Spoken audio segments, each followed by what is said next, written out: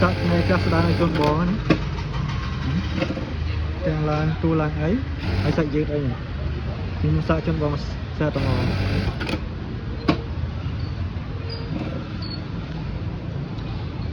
ឡើយយើងចុចទៅដើរមួយបង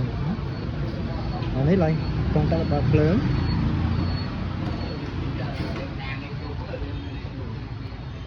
ហើយបតង់ពីរនេះបតង់តឡើងទៅលបឿនវាបងយើងចុចបតង់ខាងស្ដាំហ្នឹងយើងចុចវាមួយមកតឡើងលបឿនឃើញអត់លេខវាឡើងតាមហ្នឹងបងហើយបតង់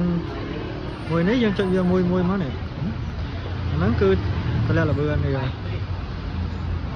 យឺតលឿនអីបងចុចតែបតង់ពីរហ្នឹងទៅបានណាបងហើយចុច S មកដើម្បីសេលវា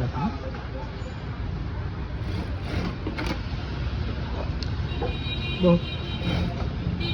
ហើយនេះពេលបងដេទៅនេះបងចង់ឲ្យចូលជប់នៅលើក្រោមអីបងអាចកំណត់បានអាសញ្ញានេះនៅលើហ្នឹងពេលយើងដេទៅជប់ចូលវានៅលើបងឃើញនេះជប់នៅលើបងចង់ឲ្យជប់នៅក្រោមនេះបងចុចសញ្ញានេះមួយបងឃើញអត់នេះសញ្ញាចុះមកក្រោមយើងដេទៅជប់គឺវានៅក្រោមជប់នៅក្រោមឲ្យយើង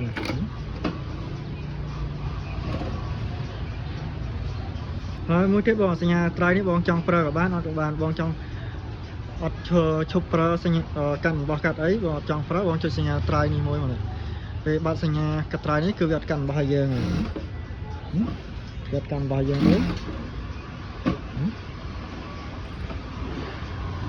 ហើយបងចង់កាន់របស់វិញបងចុចតែសញ្ញាត្រៃមួយមកនេះ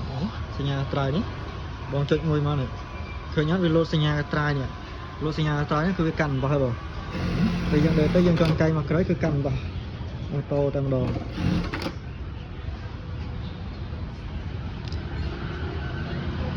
វាប្រើវាមានប៉ុណ្ណឹងទេបង